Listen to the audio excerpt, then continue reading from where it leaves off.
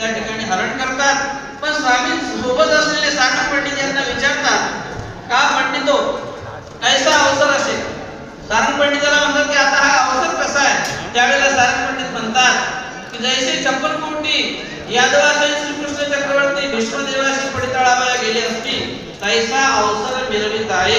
अशा प्रकारचा शब्द आणि अशी प्रसन्नता पूर्वक उच्चारलेले शब्द स्वामीही प्रसन्न होतात। स्वामी म्हणतात काही पंडितो, काही पांडित्य की साथ नुसतं पांडित्य करताय की साथ प्रसंगानुरूप बोललेला शब्द आहे। स्वामीही त्या शब्दाने प्रशंसित होतात, त्या शब्दाची प्रशंसा करतात। अशा प्रकारचं काही शब्द संजीवनी असतात की ते एकमेकाला प्रसन्न करणारे असतात। आणि म्हणून आमचं परमार्ग जे आहे ते असं म्हणते की नवतेरी गुणे गुणांबोधन कीजे।